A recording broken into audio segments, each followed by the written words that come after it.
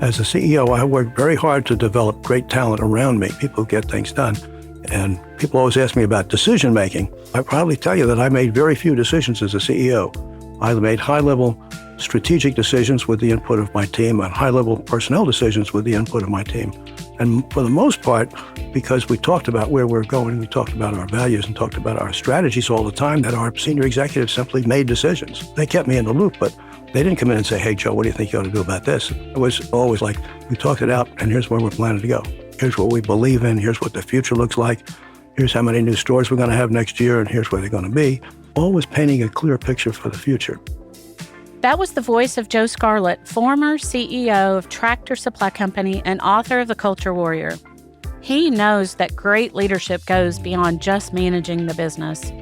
It's about setting a clear direction forward, creating a positive workplace, and recognizing the potential in your own people. My name is Suzanne Reed, LVMC's Chief Marketing Officer and your host for Make It Count. In this episode, Joe and I explore what it means to lead by example. That's a winning formula he used for many decades as CEO, and how he still believes the values of humility, listening, and effective communication are the keys to successful relationships with both your employees and your clients. Let's take a listen. Welcome, Joe. I'm so excited to have you. And I'm calling you Joe, but I want to call you Mr. Scarlett, but you told me to call you Joe. So I want to make sure everybody knows that you said, call you Joe. I'll tell you why I say that. When I spent time in the stores at Tractor Supply, people would say, hello, Mr. Scarlett. And I'd say, no, my name is Joe. And then I'd say to them, okay, Suzanne, what part of the store do you take care of? And you'd tell me, and I say, come on, Suzanne, let's take a walk. And we'd walk down the aisle, and I'd ask about what's going on in this particular line of merchandise, and you start telling me. And in 2 minutes, we're best buddies, and we're getting good, honest communication with each other. I love that. What is leadership to you? It's simply setting direction for people, creating the right kind of work environment, recognizing people for doing good work, creating the kind of environment where people want to stay with you, where people see a future, where people see a value structure in the organization which you can believe in. And it's up to us as leaders to walk the high road, to set the right example. Because if we act like badly, people are going to think that's all right. If we always do the right thing, other people will follow in our footsteps and do the same thing. When I think of legacy leadership, I don't think you can say that word and not think Joe Scarlett. I just don't know how you would do that. So thank you again for being here. One of the things I like to start it with is if you're close to retirement, what are the things you're thinking about doing? Well, Joe, you've retired a few times, probably technically, right? What do you think leaders should think about as they're heading to retirement? I think one of the most important responsibilities of every leader, whether you're a department manager, or a store manager, or a CEO, is the succession behind you. And a lot of the measures of executives are what happens when that executive leaves. So I think the most important thing is developing succession. And I spent a huge portion of my career helping develop leaders, and particularly helping develop leaders who followed me. I've been gone from the company now for more than 15 years, and there have been 3 CEOs that have followed me, all of whom have done a wonderful job. And one of them is probably doing a better job than I was ever doing. So I'm trying to set the course so that there's no break in leadership in an organization. Let's go all the way back to the beginning of your career. What would you say in your first job, if you could go back and sit in that role, what words of wisdom would you give about that first step into your career? Well, I guess you could say early on in my career, I was outspoken, I was full of energy, and I was working very hard. And if somebody else wasn't, was short-tempered with them. And one advice I could give myself from early years is calm down, things through before you go crazy doing something.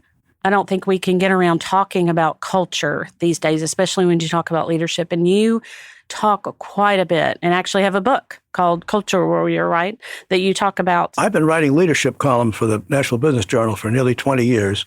And I've had a lot of fun doing that and a lot about my experiences and whatever learning I can share with other people.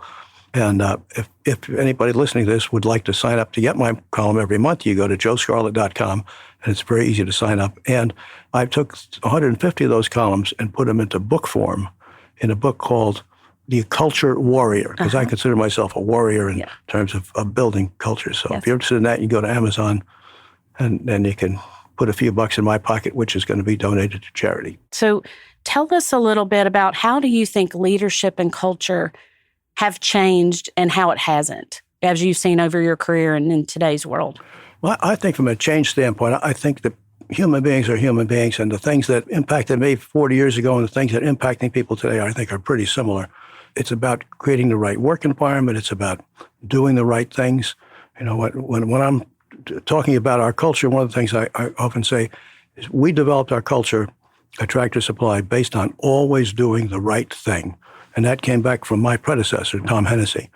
And we talk about that in three different buckets. We're going to do the right thing with our people. We're going to do everything we possibly can to help them be successful, create work environment, give everybody an incentive plan, pay fair wages, do everything we can to develop them. We have executive development programs and leadership programs, so we're continually developing our people. So the first constituency is taking good care of our people. The second is always doing the right thing for our customer. I'll give you an example. In the stores, there's a big sign that hangs over the checkouts that says, satisfaction guaranteed, which everybody says. But underneath that are the really important words in smaller font that says, every team member has the authority to do whatever it takes. And that simply empowers everybody in the store to take care of the customer. Nobody ever gets in trouble for doing too much for a customer. And if we lose money on a transaction and save a customer, hallelujah. That's just wonderful. And the third constituency is our business partners, mostly vendors, supply vendors, but also trucking companies and accounting firms and so on. So we try to do everything we can to build good, solid, long-term relationships, not adversarial relationships, but positive relationships. And we figure if we do the right thing with those constituencies, our people, our customers, and our business partners, we'll do just fine. And you notice I didn't mention stockholders, because the less time we spend with stockholders, the better. If we take care of our three key constituencies, then the stockholders will do just fine.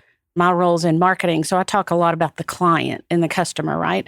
But what I'm hearing you say is take care of your people, they're going to take care of your client, right? That's exactly right. We spend a lot of time on leadership development. For example, if you're in a store manager training program, you can only train in certain stores where our store manager is a good teacher.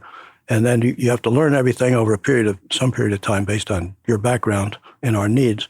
And then you have to come into Nashville and you have to spend a week in a class, a leadership class, primarily by senior executives, mostly about the softer skills in business, about how to hire people, how to motivate people, how to build teamwork, how to get along in the community, and all these softer skills. So by the time you leave at the end of that week, you've met every senior executive, you've been able to ask any question under the sun, and you then are empowered to go off and become the CEO of your store.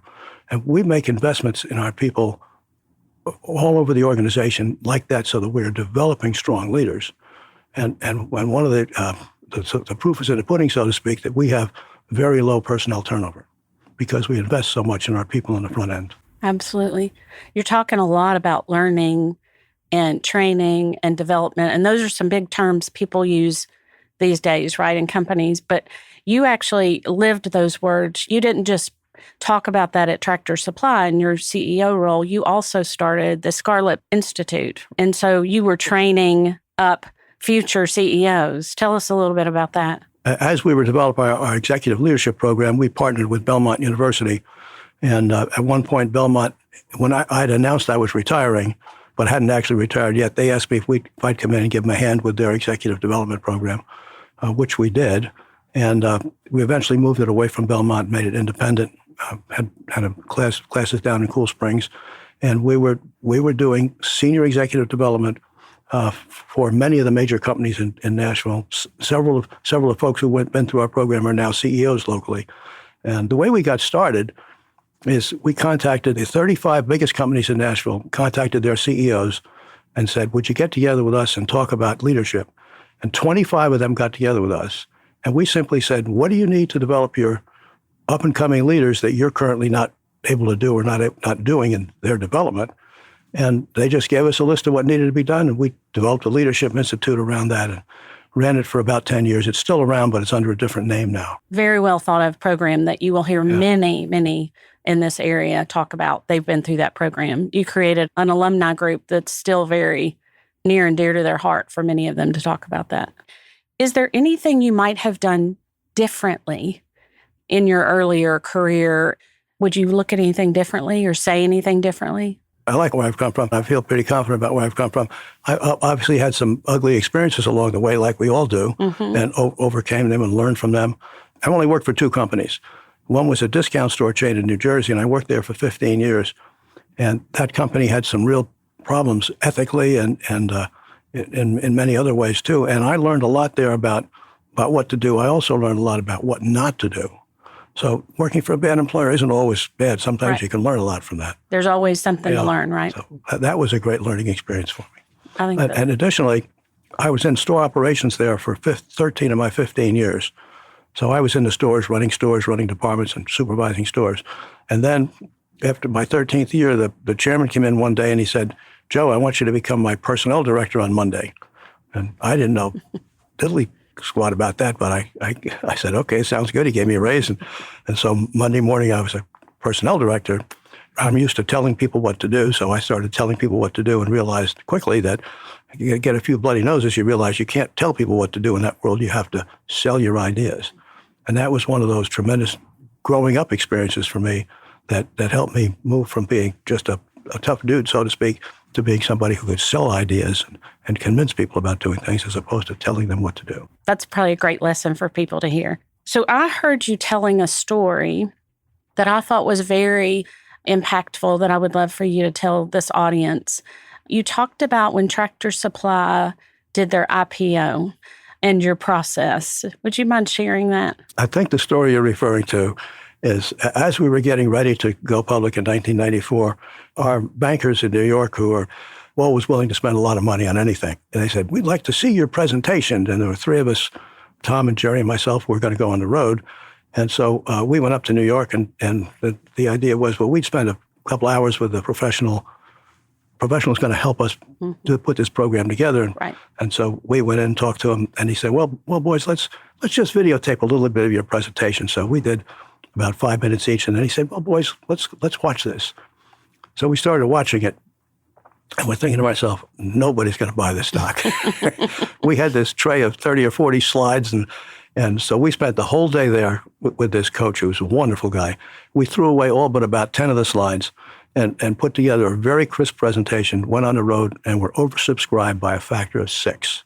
And what do you think the difference was between what you put together and what they helped you put together? They had done it before, and we had not. Yeah. We were lost in details, and we were not paying attention to the big picture the way we should have. As a CEO, I worked very hard to develop great talent around me, people who get things done. And people always ask me about decision-making. Well, I'll probably tell you that I made very few decisions as a CEO. I made high-level strategic decisions with the input of my team and high-level personnel decisions with the input of my team. And for the most part, because we talked about where we're going, we talked about our values and talked about our strategies all the time, that our senior executives simply made decisions. They kept me in the loop, but they didn't come in and say, "Hey, Joe, what do you think you ought to do about this?" It was always like, we talked it out, and here's where we're planning to go. Great example for leadership structures and how you treat your leadership team as well as the other individuals. Plus, you can take vacations and feel comfortable because nobody's calling you on the phone saying, "What do you think I ought to do about something?" That's the smart, practical side of that, right? So what do you think leaders today are getting wrong as it relates to culture? Well, I don't think they're all getting it wrong. I think a lot of them are getting it right. And I don't think there's any difference than it has been in the past. When you get promoted to the senior most position, you got to get out of the details. And I see so many CEOs who are just lost in the minutia and can't see the big picture. And I think that makes all the difference in the world. Leaders have got to be in a position where they share the vision for the future of the company. They talk about the value structure. When we had our big sales meetings a couple of times a year, I'd always be up on stage, and so was the other senior people, talking about, here's our mission, here's our values, here's where we're going, here's what we believe in, here's what the future looks like, here's how many new stores we're going to have next year, and here's where they're going to be. Always painting a clear picture for the future. What do you think the top 1 or 2 characteristics or traits of a good leader? And good being, I guess, a qualifying word, but a leader that's successful. Humility, never letting it go to your head, and listening. I can tell you a story about listening. About half of my work weeks over 30 years went something like this. Left town on Monday, took with me a regional vice president responsible for 100 and some odd stores, and often some other promising person. Could be from anywhere in the building, could be from real estate or technology or accounting or marketing, and we'd head off somewhere. We'd meet with a district manager, and they never knew we were coming ahead of time, by the way. Wow. And we'd probably have dinner that night with the district manager, maybe the district manager's spouse, and the next morning we'd start going to stores, and we'd spend 2 or 3 hours in every store. We'd talk to every team member, we'd talk to every customer, talk to every truck driver, and we'd simply be listening. And I can tell you absolutely the very best ideas about new products and new systems in the store came from listening tours, not just mine, but everybody's. Right. And just get out and listen to people.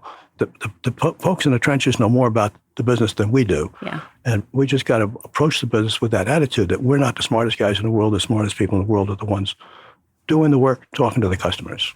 I feel like you've answered this in some ways, but I'm going to ask it a little differently. How important do you think communication is in leadership? That's the name of the game. You've got to be able to communicate effectively. Mm-hmm. It was one of the things that we taught in our Leadership Institute and in the Tractor Supply classes all the time. Being able to stand up in front of a group and communicate is essentially being successful in any leadership role. And so we spent a lot of time developing those skills, and it's about communicating verbally. It's about communicating in writing. I used to, if anybody would bring me any kind of written presentation, so I would always say, if you can't put it on one page, don't waste my time. And I always try to make people, communicate. You got to communicate in clear ways, and you need to be able to present your ideas so other people can understand them. In your experience, you look back over your career and where you started and how things were in business X years ago. You've said people haven't changed, right? You've made that comment a couple of times. People are people, and the human factor is the same. Do you think anything's changed in business? Well, I think business has evolved in all sorts of ways, and technology has changed most of what's being done in most businesses today. And I see lots of mechanical changes. I think the human part of it have not changed materially. I think we're still all the same needs and the same values. And I think that the actual things that we do have changed dramatically. I don't think the human part of it has changed dramatically. And I know people say, well, the generations are all different, and the millennials want this. And there are certainly some unique differences in terms of how people dress and how people think about this and how committed they are to certain things. But I think, generally speaking, that although there are these little odd characteristics of different generations, I think our basic thoughts about work and the workplace are not terribly different from generation to generation. Anything else in your experience that you've seen and talked about that you would want to share with a new CEO that's coming into the role? Yes. I would say to a new CEO, we talked earlier about vision. I think understanding what your vision is for the company is very important, and you need to be able to communicate it. And the vision ought to be something that is developed with your senior team. And we did that and redid that a number of times at Tractor Supply. And then I would go out and talk, and others would mimic what I said about where we're going and what we believe in. And I think those are, when employees look up, they need to see somebody who's committed to doing the right thing, committed to going in a logical direction, and being able to sell his or her ideas in a very logical way. I remember in, I think, 1997, we decided to get together and sit down, and the top 5 or 6 of us, and said, let's grind it out and give ourselves a re-examination. And we did, and we came back and rewrote our mission and our values in the company. And it became a great speaking tool from that point forward. And it's interesting that the company still has the same mission and values today that it had in 1997. And 1997 was just a rewriting of what we'd always had. Right. And our mission is to work hard, have fun, and make money. Great work ethic, having fun. Very few companies will say that. Right. But we say that 90% of our team members are customer facing. We want them to feel good about themselves. We want to create an environment where people are happy and having a good time. And third, to make money, obviously the company's got to make money, but we also have been very careful to create incentive programs for everybody in the company and they work in sort of a teamwork way. For example, in the store has a sales plan every month. If the store makes its sales plan, we put 0.5% of the sales into a bonus pool, which the store employees will share a couple of weeks later, proportionally based on their salary. So it's a team incentive. So we're all in this together. The team makes it. We all make it. That's right. And that brings people together and working together. And we have other incentive programs like that too. So we're going to work hard, have fun, make money. That's what drives the business. I love that. It encourages that collaborative spirit too, where you get the best from everyone working together. If you could leave your legacy in one word, what might that be? Let's see, that people felt that I did all I could to help them become better people, better employees. I think that's your legacy for sure. Between your CEO, your Culture Warrior book, and then the Scarlett Education Leadership Institute, I mean, you have created several generations of helping people help themselves and be better. And definitely a strong thread of learning and development, which that's something that companies had gotten away from and they've now gotten back to. Sometimes as CEOs change or CEOs age, they get off track in terms of what got them to the game, and it's all about the people. When you develop good people, you can have great results. But some businesses get lost in the numbers and forget about the big picture. And you can read about that in the Wall Street Journal almost every day. There's one company I was looking at recently, I won't give you the name, but they moved the headquarters away from where the business was being done, and then they moved the headquarters again, and now they're 3,000 miles away from where they're producing their product. And they're in big trouble. No wonder they're in big trouble. And there are a lot of companies that wind up doing that, which is unfortunate. So, Joe, I know you all spent quite a bit of time at Tractor Supply coming up with mission, vision, and values. Tell us a little bit about some of the values. As I mentioned earlier, when we rewrote our mission and values in 1997, we again defined or redefined, I guess, the values in the company. And there are 10 of them, and they're posted on the walls everywhere, and they're in the cards we carry in our pockets, and we're very proud of our values. And we talk about them. I guess we say we preach about them all the time. Right. The 10 values are ethics, respect, balance. And when I say balance, we believe that people should live a balanced life. Workaholics, we found, don't last. They just don't last. They burn out. Yes. Fourth is winning attitude, good communication, personnel development, teamwork, change, taking the initiative, and accountability. And these are all public. They're in the website. You can see them anywhere you want when you're dealing with Tractor Supply. We talk about change. We say accept it, embrace it, initiate it, do everything better, faster, cheaper.